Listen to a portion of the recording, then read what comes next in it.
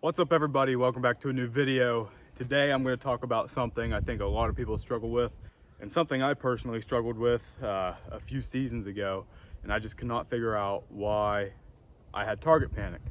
So today I'm just going to kind of try and go over some tips and tricks and things I did to help correct it. I have not had target panic in 2 years now. Arrow hits exactly where I want to every single time. So I'm going to try and go through a few things to help some of you guys out. All right, so real quick, I am going to go over my bow, what I'm shooting, and everything. Most of this does not matter. I'll go over a few things in this video on the bow that I personally think helped me, could help you too. But I'll go over what I'm shooting real quick. My bow is the Matthews V3X. I bought this new a few years ago when it came out. Sight, I'm shooting the Trophy Ridge Joker 1 single pin. I love this sight. I'll get into that in a minute too. I've got the Bowmar nose button on here. This is the smaller size of the two. I've just got the Matthews drop away rest. Matthews stabilizer, that is the 10-inch or 12-inch, whatever it is. I think that's a 10-inch. The arrows I'm shooting are Victory Vap Elites.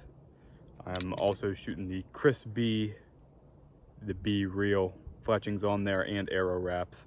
I love this arrow setup. These arrows are awesome. Bow draw weight 65 pounds, 80% let off. So that's basically all the specs of the bow. Shooting through a chronograph, I'm getting like 305, 310 feet per second. I've got this thing pretty wicked fast. It's kind of unreal. This is such a fast shooting bow. So if you don't know exactly what target panic is, not sure if you have it, I'll kind of give in my opinion, what target panic is and what I had. Target panic is stuff like slapping the trigger. Personally, for me, it was when I would aim, I would get on my target and I would let my pin drop to where it was where I wanted to hit, and I'd slap the trigger and hit. I just couldn't hold it there. End of the day, target panic is a mental thing. It is not a physical thing. You're physically doing the action, but it's all because of this. So I'm just shooting 20 yards right now. I'm just gonna go through a normal cycle for myself.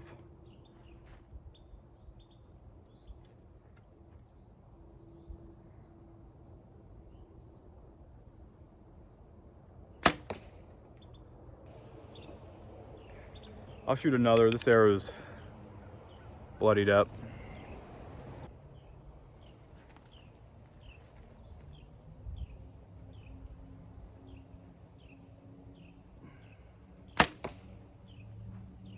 Okay, so this is what we're working with here. Also, you can just tell the power of this bow, how far it's putting through the target, but this is almost always where I aim on a deer. I'm not a heart guy, I'm a lungs guy. A lung shot is super hard to mess up. My first step to fixing my target panic was buying a new sight. My original thought was, I got too many pins on this thing, I'm getting them mixed up. Let me buy a single pin so I have one thing to focus on. And I absolutely love this sight. Now, this sight I don't believe is the reason that fixed my target panic, because I still had it when I switched over to this. But it definitely helps, and I think it's a pretty good start. And I think you can be a lot more accurate with a single pin sight, in my opinion. So the sight was my first step. So I'm gonna kind of give you a view of what I was doing when I was shooting. This is not gonna be the most stable thing in the world, but what I would do is I'd get to full draw. So say I'm full draw now, I'd start with my pin above the target, and then I'd just slowly wander my pin down to my target, and then I'd slap the trigger as soon as it crossed over where I wanted to hit. So start up here way above the target, come down, boom, slap it, and then I'd keep coming down. I'm sure that was not the best view in the world, but I'm sure some of you totally understand what I'm saying. So that was my issue, that and slapping the trigger. So how I combated that, I think the biggest thing that got me out of that was doing the complete opposite. So like we were saying, we'd aim and then we'd come down, and as soon as I saw that arrow cross that point I wanted to hit, I'd smack that trigger and let it go, hoping and praying that's what it would hit. Well, that does work sometimes. You know, you can get to where you're good at doing that, and that's what I did. But when it comes to an actual hunting scenario, I shouldered the same deer twice, separate years. Biggest deer I've seen hunting, I've had the shot opportunity at, I shouldered him 2 times because I had target panic. And I shouldered him, and it was just ignorance on my part on not trying to fix it and thinking that this was going to be okay, that I can keep doing this, I'm going to keep killing deer. That was not the case. So come down, I'd see it, I'd smack it, not work. So what I did is I completely reversed that cycle. It is tough mentally to do this. So naturally when we do our draw cycle, it depends on how you do it, but I pull straight back. Now the target's down a little bit like it would be in a tree stand or an elevated blind. So if I'm pulling straight back, naturally I'm already above the target. So that makes sense to come down into it. So what I tried to get into the habit of doing is I'm all the way back right here. I'm going to lower this down below the target before I anchor. Now I'm going to anchor, so I'm below the target. And now instead of coming down into it, I'm going to come up into it. And I think that way allows me to hold onto what I want to hit a lot easier. So much easier. So that was a really good first step for me. And mentally, I think it's harder to come up than it is to come down, because you know you've got all this target above you once you get down into the target that you can still hit. Once you're coming up, you're like, I don't want to shoot into the dirt. I don't want my arrow to hit in the dirt in front of this target. I don't want to hit low. So coming up into the target is a really good first step into fixing your target panic. And it's really weird me doing this because this is not what I do anymore. This is just steps I took to help fix it. Now I do start above and I come down into it, but I can get settled and I'm not slapping the trigger, but this helps me do that. So I'll go through a few more things. Now this is one maybe a lot of you do, and maybe you're happy, you're comfortable shooting this way and don't want to change it. But for me, this was a game changer. I'm not exactly sure why I started doing this in the first place, but I definitely think it had some reason for me to be slapping the trigger. When I anchor, I put my hand under my ear right here, and of course this nose button hits my nose, so I know I'm good to go. I know I'm in my spot. But what I used to do is I would keep my hand open like this the whole time. And I think, you know, that was a big reason. I think that was a really big reason for me also wanting to slap the trigger, because my hand not being around it, I felt like I had no clue where the release was. If that makes sense. Like now I know my hand's on here, I know I'm on the trigger, I can't miss it. Even though my finger was on there, I just feel like I didn't have control of the release. So I used to shoot, when I would come to my anchor, I would be like this, and then I'd find that trigger with that finger, and I just feel like that made me smack it all the time. Now I'm not doing that, and I'm able to be on target where I want to, but that was also an issue. So I started actually gripping the release just so I had a feel for it. I knew I wasn't going to miss the trigger, nothing like that. And that brings me into my next point, is your release itself. A lot of guys shoot some releases. I can't do it. I'm not sure why. It's just such an awkward feeling for me. I dislike it. I've shot a trigger for 10 plus years. I love it. So it's probably what I'll always use. But with that being said, this in particular one I use is a True Fire, and they have adjustable, you can turn this and it adjusts it in and out for, you know, how, it just depends on how long your hand or fingers are. So you can adjust it to where it's comfortable for you. I never knew that. I didn't know you could adjust it or set it, and I did, and I'd always twist it, and I didn't know there was a little set screw in there to tighten it up. Ignorant of me, sure. But that was a really big thing, because you know, when you walk around and you walk to your stand, this thing's doing this, it can untwist, it can, you know, it make it longer than what you're used to shooting. So I always felt like I'd be reaching for that trigger, barely missing it. So it always made me want to slap it because I never knew where the trigger was. So getting that set at a distance I like, to where when I'm at full draw, I can set my hand on this release and I can have that first crease in my finger up here. I can just have that resting against the trigger the whole time once I come into my anchor. That way I'm never looking for it and I know where it's at the whole time, and that way I don't have to go slapping for it.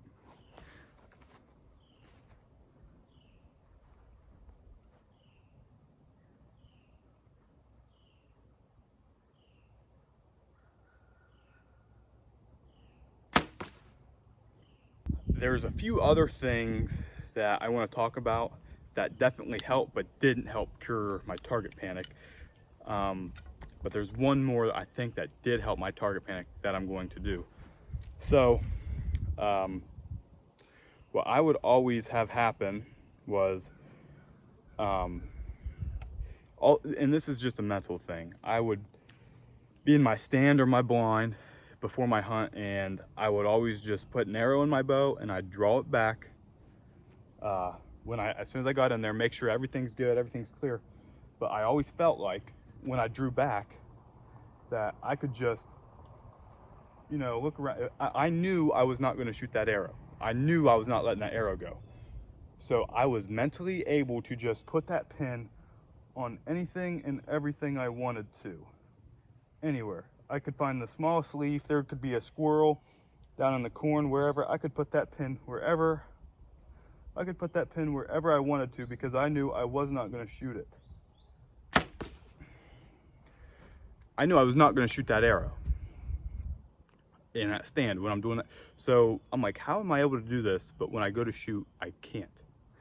It's just a mental thing. It's just a mental. So what I would do is I would come out here, and like I just did, I would tell myself, I'm not shooting this arrow. I am not shooting this arrow. And I would just be full draw, and I would hold that pin on exactly where I wanted to for 10, 15 seconds, 10, 15 seconds time. I'd just do sets of that, like lifting, you know. Just gonna do sets of this and just get that engraved into my brain. I think that truly was one of the most important steps I took in that process. Those are my biggest, most important tips. Now, things that helped as well, or things that I really enjoy, as this Bomar nose button. I am absolutely in love with this. This has completely changed my shooting forever.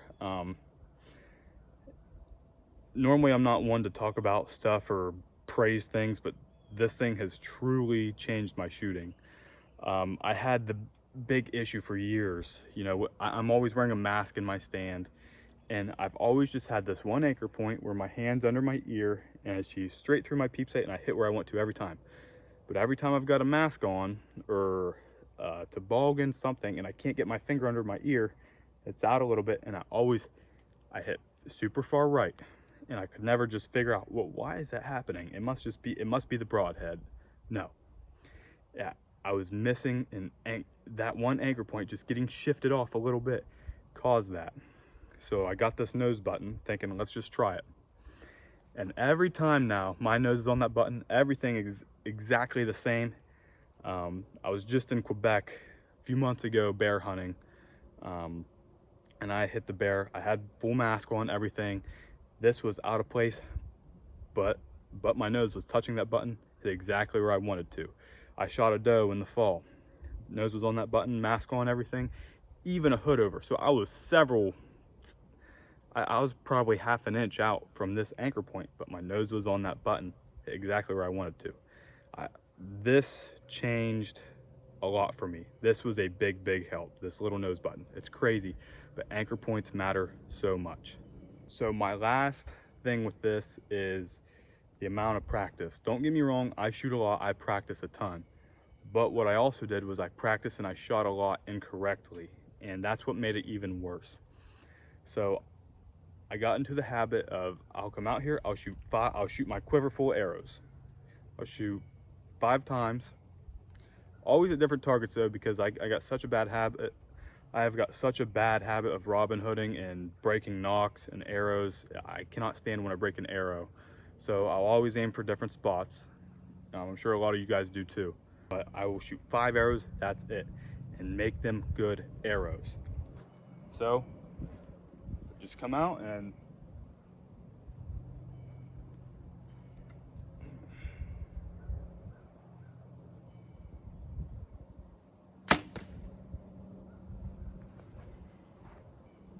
that's all I would do. That's it, strictly it.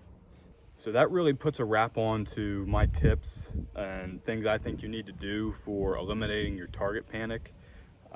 Those were the steps I took, and they worked really well for me.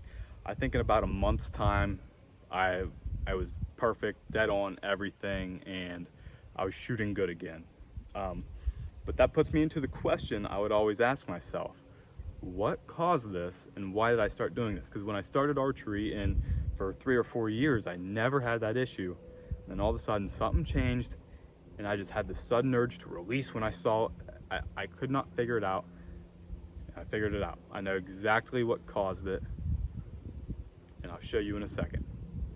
This is what caused my target panic. Now, you may be wondering, how did this cause your target panic? How did a recurve cause that?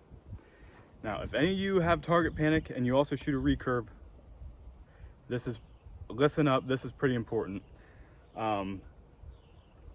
So about 5 or 6 years ago, I got super big into traditional archery. Obviously I didn't have that Matthews, it wasn't made then. I had a Bear approach. It was brand new in 2018. That's the bow I was shooting. And then I got super big on traditional archery. I think I was 17 years old. I killed my buck for the year, and my goal was to kill my first doe with a recurve, which I did. If I can find the video, I'll add it in here, but I know I have pictures for sure. But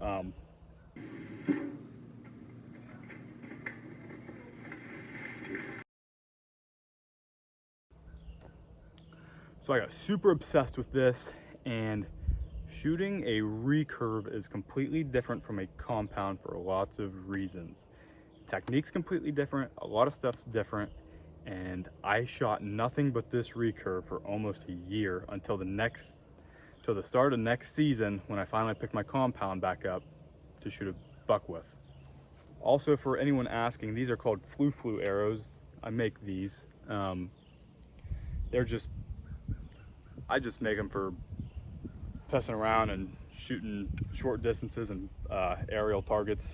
They're fun to shoot. But anyways, I got super good at instinctive archery. I don't do a gap method. It's just purely where I feel that arrow is going to go. And I got super good at it. At the time, I did not know. I didn't even have a thought that this is the reason for my target panic. But I just recently picked this back up and started shooting again, and it just clicked. I was like, that's what caused it.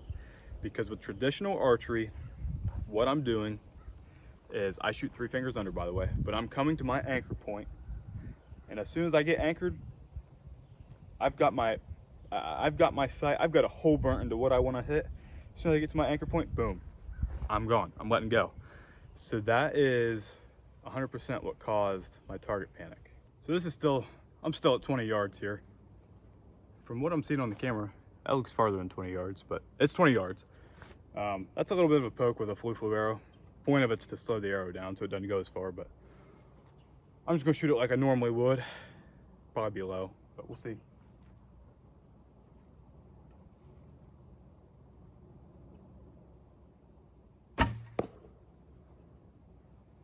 That's pretty damn good. This is something I picked up on the side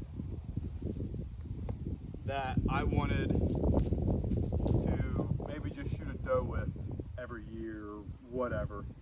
It was not something I intended on doing full time, switching back and forth between this and compound, and that is what hurt, and that's what caused my target panic. So if you are doing the same, switching between trad and compound, give that some thought, and when you switch between the two, completely forget the other. Don't try and incorporate the same methods between the two, because they're not the same. They're completely different. With that said, I don't know, this was probably a long video. Thank you for watching. I appreciate it so much. I hope something on this helps you. I really do. It's something I struggled with for a long time, a couple years, and I really messed up some shots on some nice deer. So I hope you get it fixed. Leave me a like, comment down below, and subscribe. And I'll see you next time.